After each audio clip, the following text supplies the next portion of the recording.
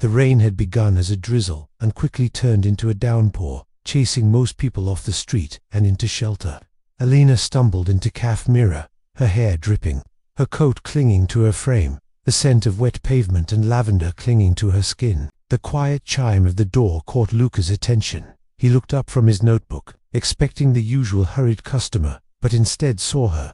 Something about the way she clutched herself, like she was holding in more than cold perhaps, heartache, maybe regret, made him pause.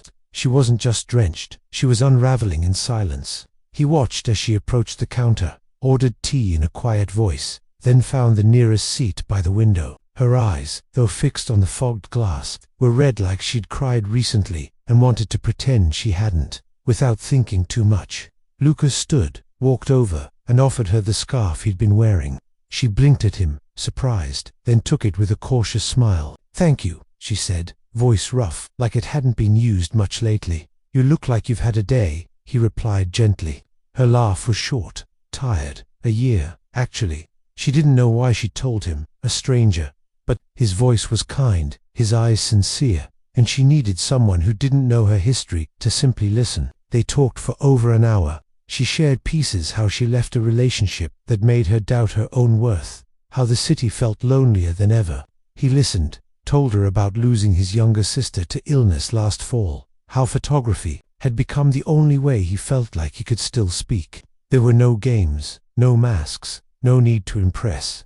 Just two souls, bruised but open, meeting at the edge of something unknown. As the storm eased outside, something settled between them but real. When she stood to leave, he handed her a card. "If you ever need someone to talk to or to see yourself the way someone else sees you, call me." She looked at it, then back at him, and for the first time in a long time, she didn't feel invisible.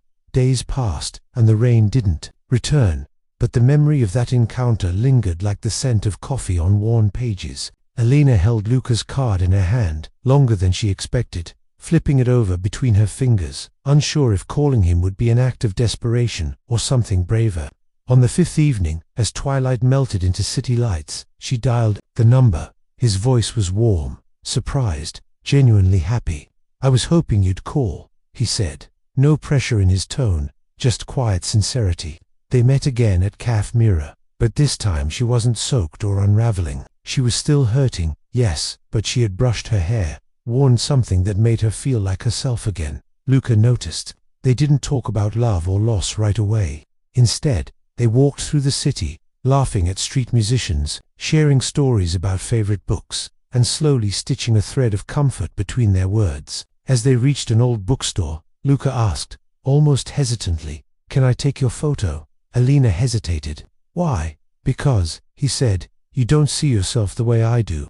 She didn't understand, but something in his eyes told her this wasn't about vanity or art, it was about seeing truth. He pulled out a small vintage camera, not flashy, but honest, like him. He didn't pose her or ask her to smile. He just waited as she leaned against a sunlit brick wall, her face relaxed, eyes distant. Click, the shutter sounded like a secret being captured. Later, he showed her the photo. It wasn't glamorous or airbrushed, but it was breathtaking. It showed her strength and sadness, her hope stitched quietly beneath her pain. She stared at it, breath caught in her throat. "That's not me," she whispered. "It is," he said. "That's the you the world forgot to show you."